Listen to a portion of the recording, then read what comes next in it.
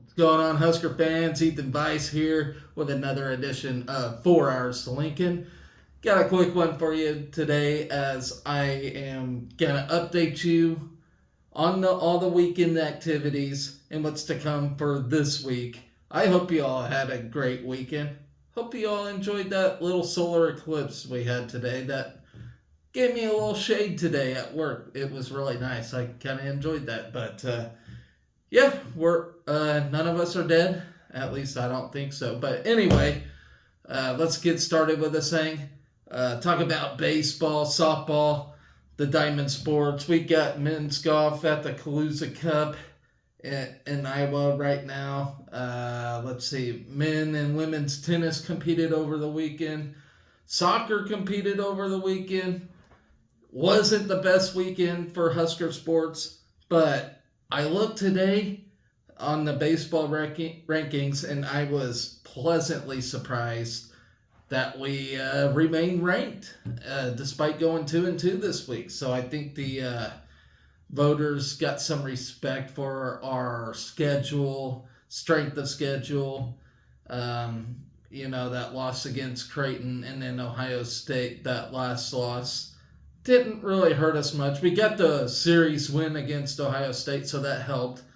But I would think Creighton's rank. I did not look at the full rankings, but I would think Creighton's in there, given their record at the time they played us. But I'm not here to talk about Creighton. I'm not a Creighton fan. I'm not a J-Sker. I'm a Husker, and that's what I am gonna talk about. So let's start with Saturday's softball game against Penn State. Nice win by the ladies. Did not get that series win. Unfortunately, that would have been nice. You give it. It was, both the top dogs in the conference. We just could not pull through at that final game where we were trying to climb back up in that last frame, but just could not pull it off. Unfortunately, let's talk about that Saturday game first, real quick.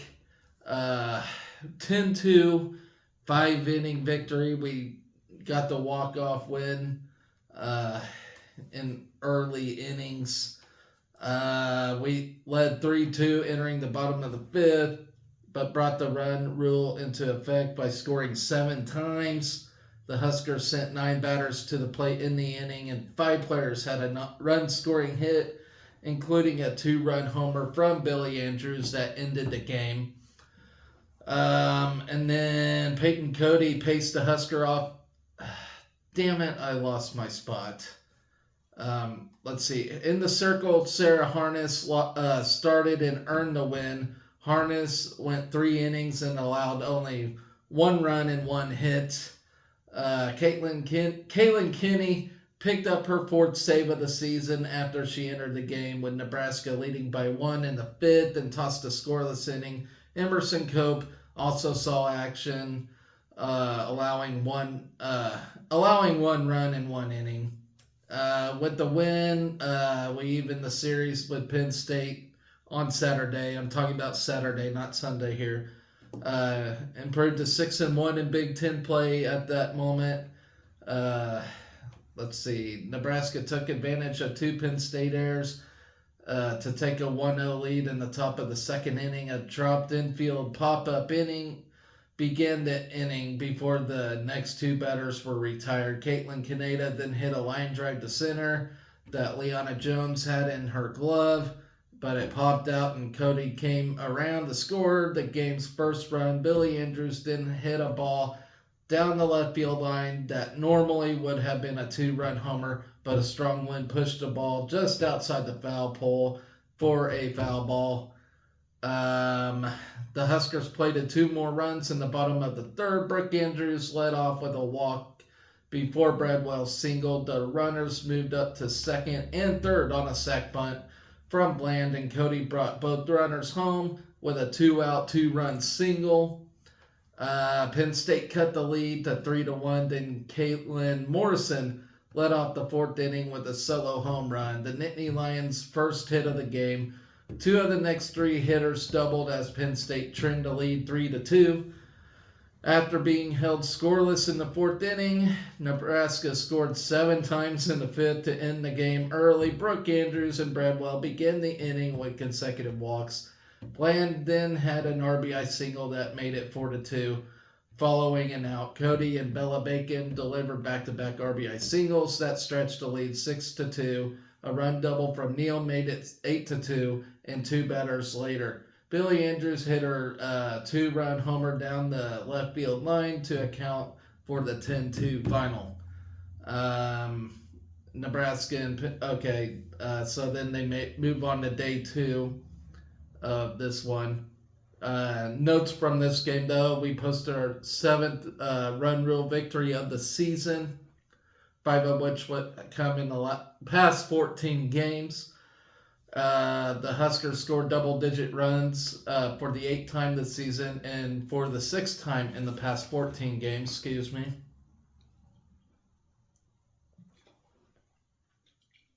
I forgot to spit that cat turd out before I started the show. All right, Peyton Cody produced a season high of 3 RBIs. Billy Andrews hit the 57th home run of her career, moving into a tie for 7th place on the Big Ten's all-time home run list. That's really cool. Brooke Andrews reached base in all 3 plate appearances, going 1-for-1 with a career high tying of 2 walks. So moving on to game 2 of this thing. All right. So this was yesterday's game. Unfortunately, could not climb back up to get that win. Penn State used a pair of 2 home runs to rally for a 6-4 victory over Nebraska in 10 innings on Sunday at Bullen Stadium. We took the 4-2 lead into the 7th inning, and so I had high hopes. I was thinking, we're going to win this. We're going to be first in the Big Ten. But no, we can't have nice things. But Penn State tied the game on a 2-run homer. The Nittany Lions then took the lead with a 2-run homer in the 10th inning. With the win, Penn State won the series and improved to 28-8 on the season and 7-2 in Big Ten play. Nebraska fell to 23-15 overall and 6-2 in conference play. Bridget Nemeth tossed a complete game for Penn State. Sorry, my wife messaged me. I had to see. Okay. Allowing 5 runs on 10 hits in 10 innings. Kaylin Kinney took the loss for Nebraska, allowing 6 runs, 5 earned, and a career high of 9 innings. Nebraska lost despite hitting 2 home runs off of Nemeth, who entered the game having allowed only 1 run in 22 appearances in 103.2 innings. The Huskers out-hit the Nittany Lions 10-8, but Nebraska left 8 runners on base compared to 4 runners stranded for Penn State. That was probably the most frustrating part of the weekend right there. Kaylin Neal led the Huskers offense with the 3-for-4 day at the plate that included a home run, 2 runs scored, and 3 RBIs. Bella Bacon was 2-for-5 and scored twice, while Brooke Andrews went 2-for-4. And Peyton Cody hit her 3rd home run of the season. Excuse me, guys. All right. Penn State took an early 2-0 lead at the top of the 2nd inning. The leadoff walk was followed by back-to-back doubles to give the Nittany Lions the lead. Nebraska answered right back, scoring a pair of 2-out runs in the bottom of the frame to tie the game. Bacon got the rally started with a 2-out double. Neal followed with an RBI single before Caitlin Kaneda came through with an RBI double. The Huskers mounted another 2-out rally in the bottom of the 6th. It was Bacon who started the rally again with a 2-out single. Neal then launched a 2-run homer to right center to give Nebraska a 4-2 lead. Trailing by 2, Penn State got a leadoff double in the top of the 7th inning before Nemeth hit a game-tying 2-run homer. In the bottom of the 7th, Billy Andrews reached on a leadoff error. She advanced to second on a sac bunt from her older sister, Brooke. Following a strikeout, Samantha Bland was hit by a pitch to put runners on 1st and 2nd, with 2 outs, but Nemeth escaped the jam with another strikeout. Neither team got a runner past first base in the 8th or the 9th innings. Then in the top of the 10th, Penn State grabbed its first lead of the game with a 2-run homer. Cody hit a 2-out home run in the bottom of the 10th to pull the Huskers within 1, but that was as close as Nebraska would get. We were really trying hard to get that comeback win. Nebraska is back in action next weekend when they travel to Rutgers for a 3-game series on Friday, Saturday, and Sunday. So hopefully an easier series and can get some Big Ten conference wins, hopefully a sweep under their belt. Just a frustrating series for the softball team. So some post-game notes from this one. The ladies fell to 3-3 in extra inning games this season. The Huskers had won 3 straight extra inning games entering yesterday's game. The 10-inning game tied for Nebraska's longest game of the season. Caitlin Neal homered in the 6th inning, marking just a second home run allowed by Bridget Nemeth in 109 innings this season. So that's awesome. That's really cool to hear. So we can at least give one of the Big Ten's best pitchers some trouble, which is good news. Peyton Cody homered in the 10th inning as Nebraska hit 2 home runs off of Nemeth, doubling the amount of home runs she had allowed entering the game. Neal tied her career high with 3 hits in the game, the 6th 3-hit game of her career. Kaylin Kinney went a career long of 9 innings, surpassing her previous career long of 7 innings. All right, so let's move on to baseball now. We'll start with Saturday's game as they took on Ohio State. Got the win against Ohio State. Clinched its 7th weekend series in a row of the season behind a 6-run 5th inning and a 7-3 win against Ohio State. We scored 7 runs on 11 hits, while Ohio State recorded 3 runs on 6 hits with a pair of errors. Caden Brumbaugh finished 2 for 5 with a double and triple, extending his on-base streak to 20 games. Dylan Carey added a pair of hits and smashed his second home run of the season in the 5th inning. Josh Karen and Josh Overbeek each recorded 2 knocks, while Riley Silva and Tyler Stone both doubled. Mason McConaughey tossed a season high of 6 innings, allowing 2 runs, both earned on 5 hits with 5 strikeouts. It marked the first quality start of the season for the sophomore and the second consecutive for the Husker rotation. Jalen Worley tallied 4 strikeouts in 2.2 innings of relief, earning his second save of the season for Nebraska. The Buckeyes snagged their first lead of the weekend with Mitchell Achilles' solo homer to right field in the top of the 3rd. Ohio State doubled its lead in 2 of the 4th.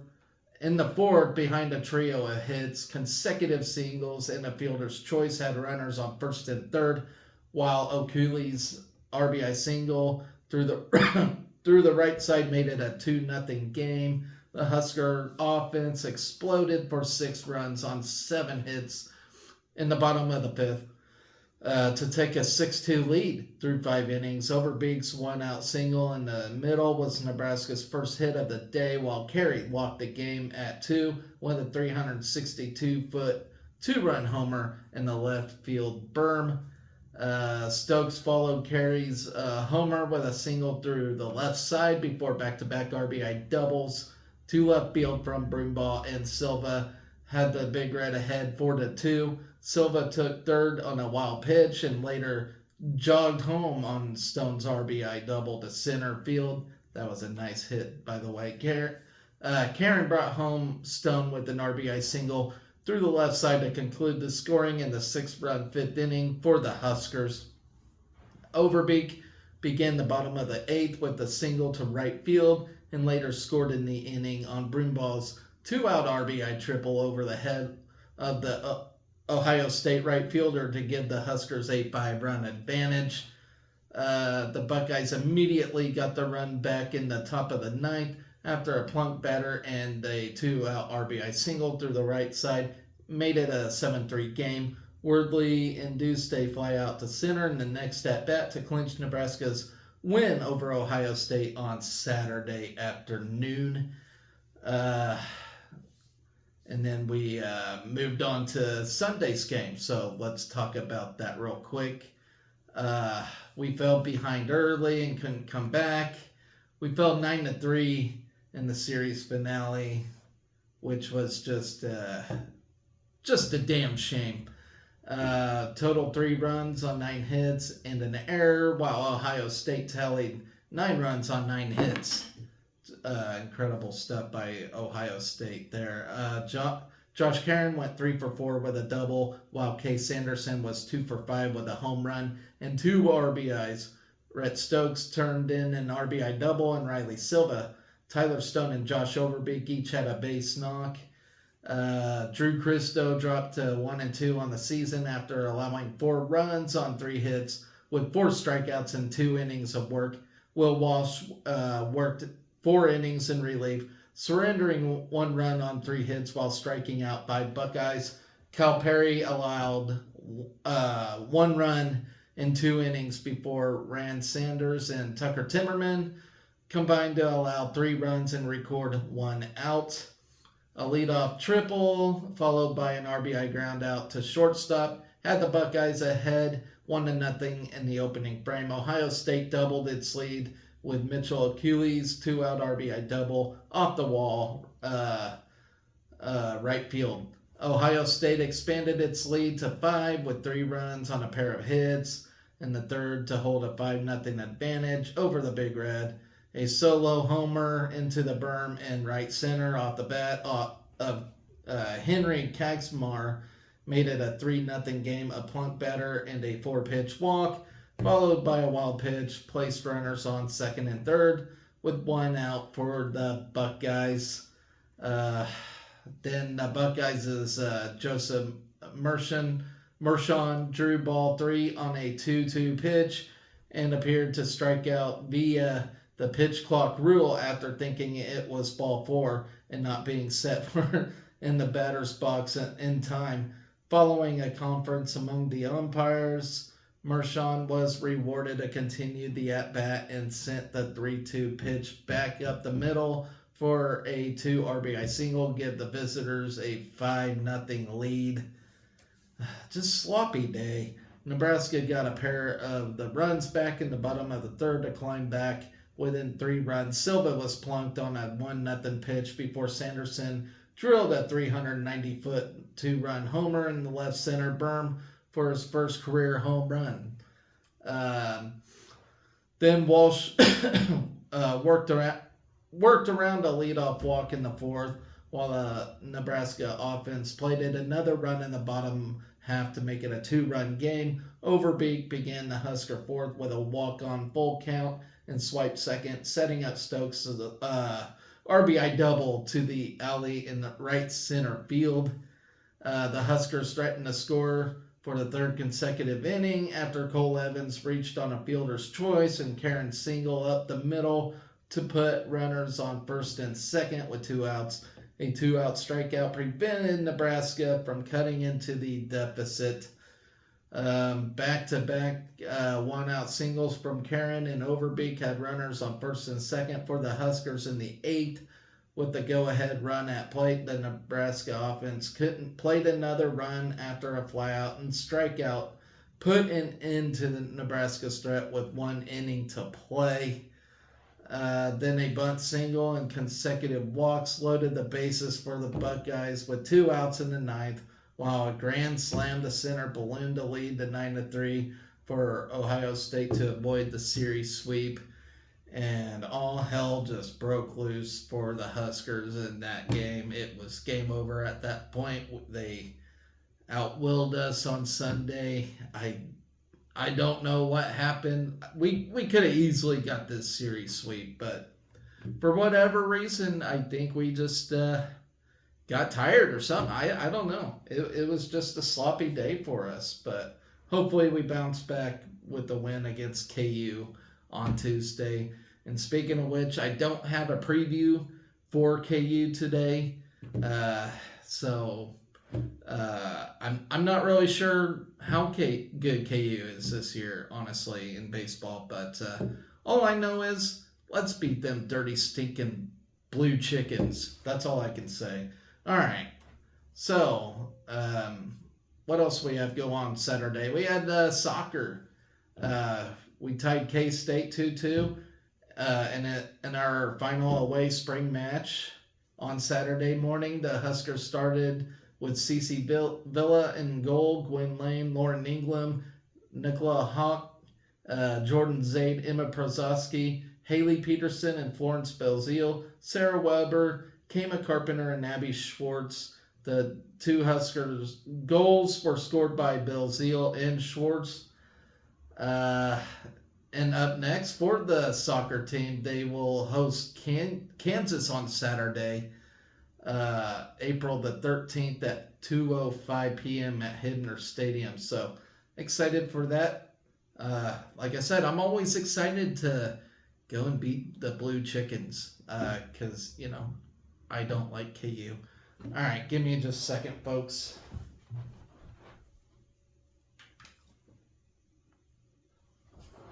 For whatever reason, my laptop likes to go unplugged for no reason. It's like I got a ghost in here. Okay, moving on to bowling.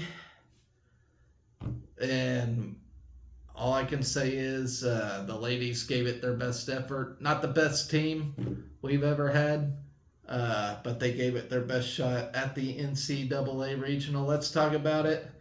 We ended our season at the Lansing Regional as the Huskers climbed through consolation but fell to number 3 Youngstown State in the regional championship match. After dropping their first match to Maryville on Friday, the Huskers dropped down to the contenders bracket and needed to win every match to stay alive in the regionals. After Maryville lost to number 3 Youngstown State Friday afternoon, the Huskers and Saints faced a rematch Saturday morning. Both teams struggled out of the gate as freshman Brianna Hartzlet led the team in traditional format, tallying a 211, followed by Alexis Boucher at 198. Jillian Martin added a 192 in the mix, with Lainey Breedlove close at 180.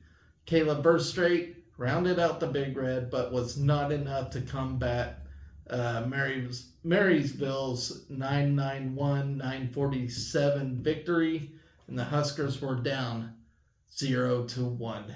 All right. The teams then played a 5-game Baker total pinfall match. Maryville started strong with a 213 over 194 lead over Nebraska in Game 1. Before the Big Red erased the lead in Game 2, 227-18, a low 189 against a massive 256 would put Nebraska in a 44-pin deficit after Game 3.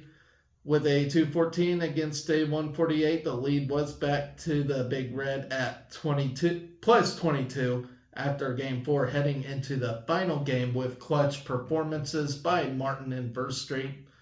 It all came down in the final frames before Martin stepped up to win by a 3-pin margin to tie the mega match 1-1. Best of 7 Baker game would send the winner to the regional finals against number 3 Youngstown State. Marysville took the lead in Game 1 before Nebraska tied it up 200-190 in Game 2. The Huskers took Game 3 before Marysville had a chance to tie the Game 4 at 229-212. Game 5 was all Nebraska's before stealing the deal after a crucial double from Martin in the 10th to win 213-205, advancing Nebraska to the finals. Nebraska then faced Youngstown State in the regional finals. The Huskers took an early 1-0 mega match lead with the 921-864 traditional match victory. Martin continued her dominance on the lanes, leading at 2:15 and was one of two bowlers from both teams to tally over 200. Boucher showed strong at 190, while Verstraete and Hartzler tallied 186 and 182 respectively. Despite a lower 148 from Breedlove, she was well covered by the team to take a 1-0 lead against the Penguins. Nebraska continued its drive heading into a 5-game Baker match, taking leads at games 1 and 2 for a comfortable 63-pin lead. At a 186 to 227 in Game 3 allowed the Penguins to chip the lead to only 22 before Youngstown State took the lead in Game 4, leaving Nebraska with a 12-pin deficit. After filling the 10th, Martin tied the teams at 1,003 to force a 5-frame roll-off. The Huskers, with a near-perfect 5-frame game, took the win in the mega match 2-0, forcing a final, if necessary, best-of-7 Baker match. Do you all get that? All right. In the tiebreaker match, the Big Red took the lead in Game 1 before Youngstown answered back with a massive 2:43 victory, tying it up at 1-1. Game 3 was awarded to the Penguins, and before Nebraska stayed alive in Game 5, Game 6 came down a final frame where a deadly 3-pin split would keep Martin from a mark, awarding Youngstown State the regionals victory and ending Nebraska's season. But you know what? We'll be back next year, and can't win all the time, I guess. We just can't have nice things, I guess. All right, moving on. Track and field, Gym Click shootout, day 2. Here we go. We wrapped it up with the women bringing home the meet title and the men finishing third. 7 Huskers earned individual titles on Saturday at Arizona's Druckmann Stadium. All right.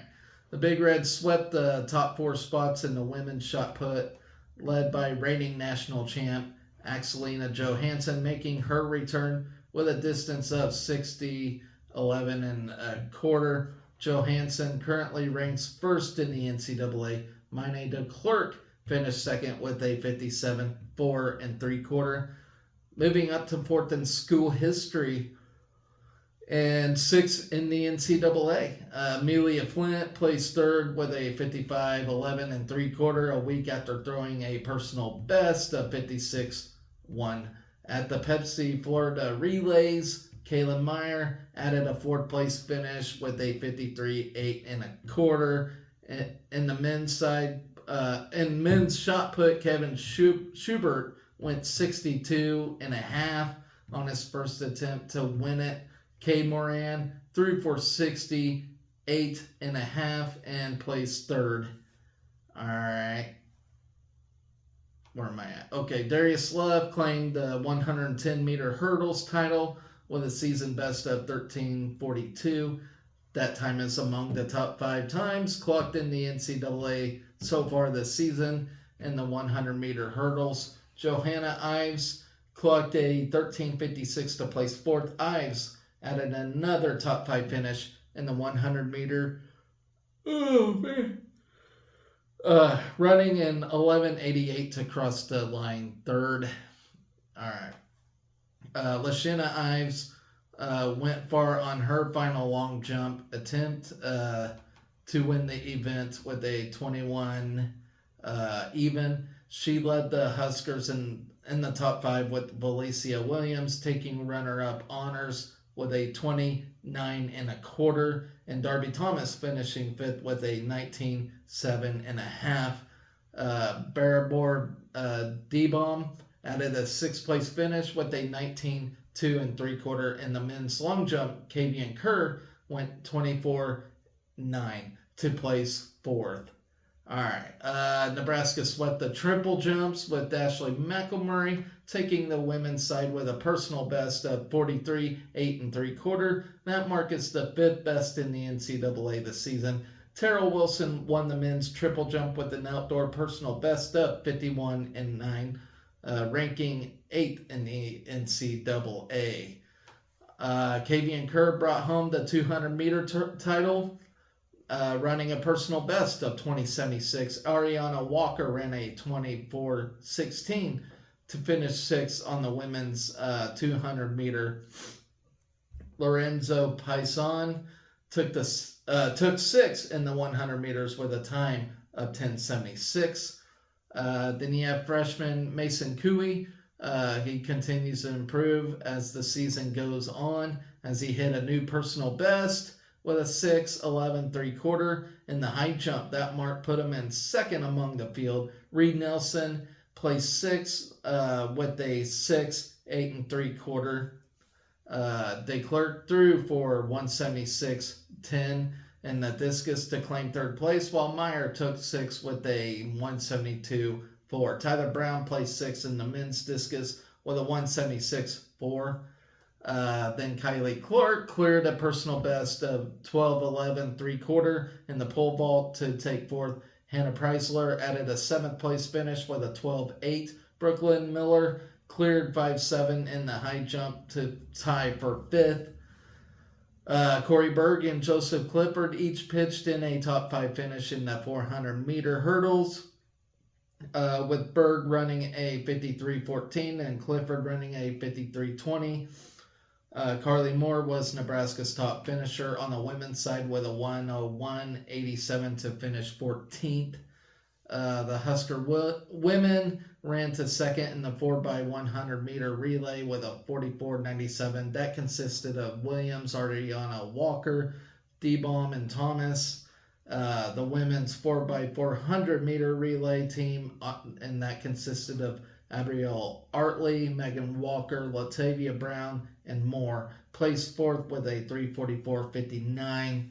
In the decathlon, Colby Heinrichsen finished 12th with 6,912 points. He ran a 15:68 in the 110-meter hurdles, through 121 in the discus, cleared 14:3 and quarter in the pole vault, and went 173.4 in the javelin, and clocked a 4:52.94 in the 1500 meters.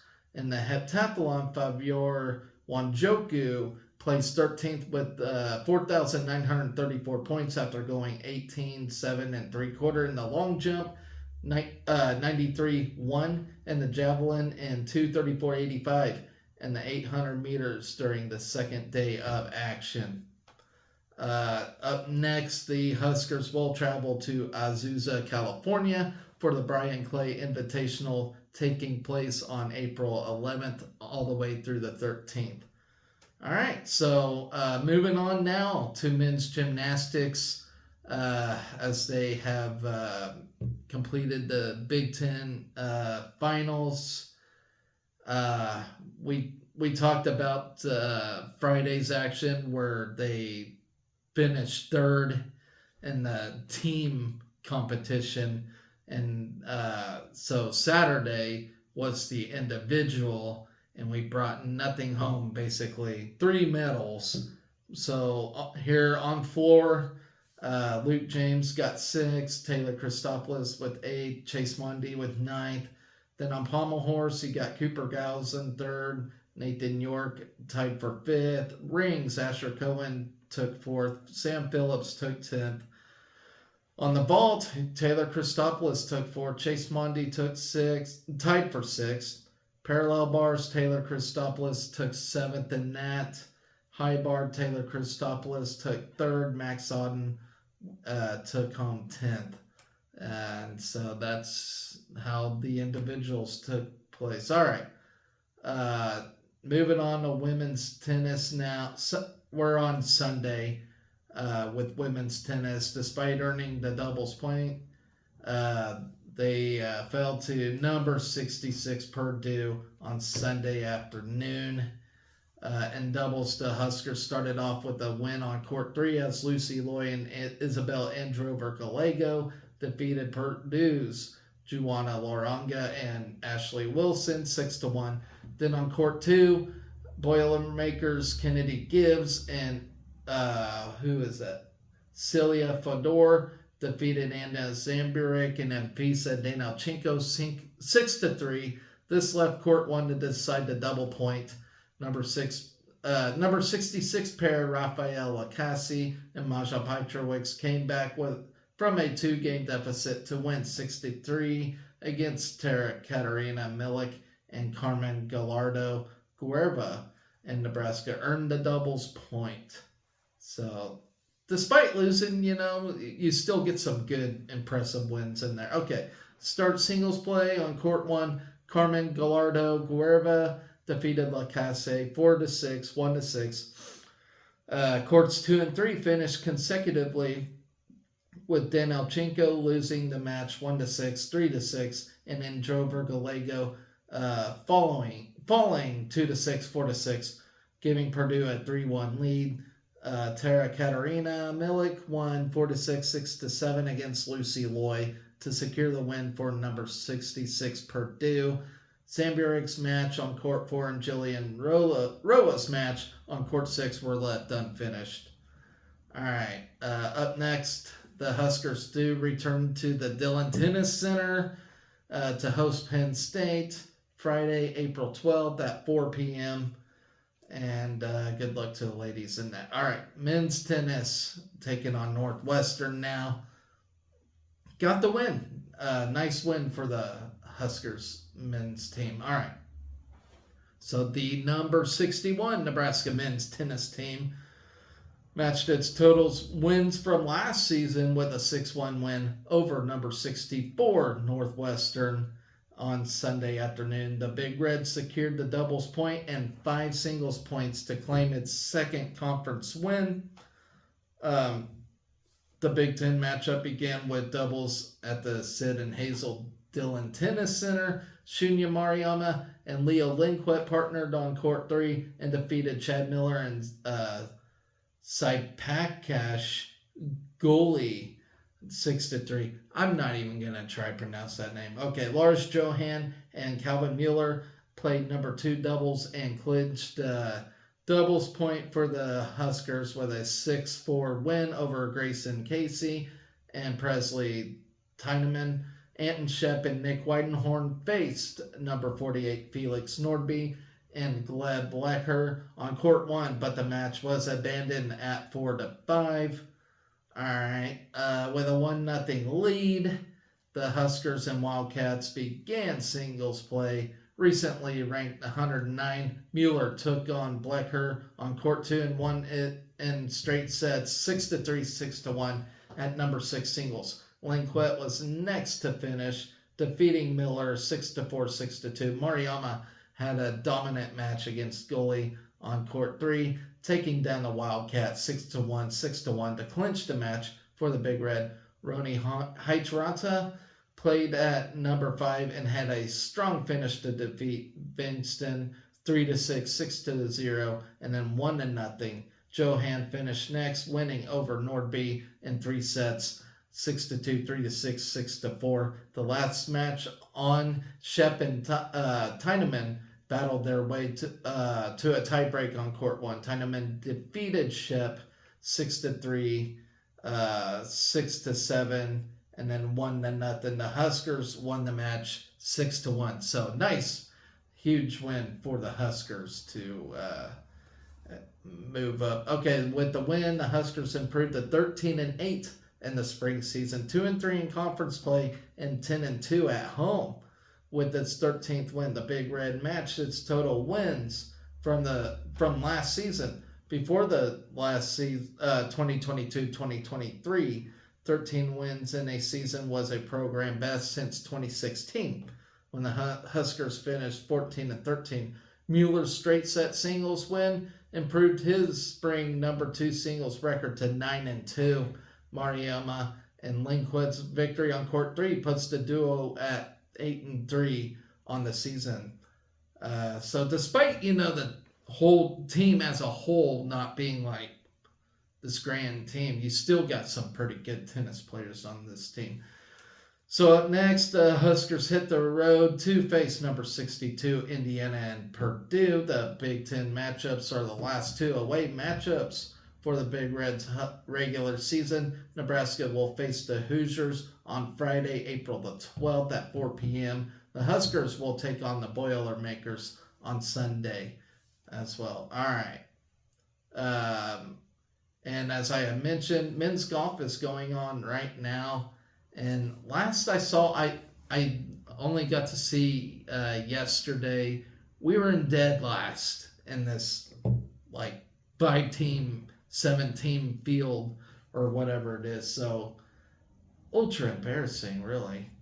Let's see if there's anything else that I can bring to you, fine folks at home.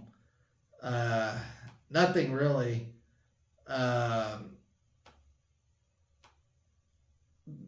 Brett Sears is tabbed as Big Ten's Pitcher of the Week, as I just recently seen.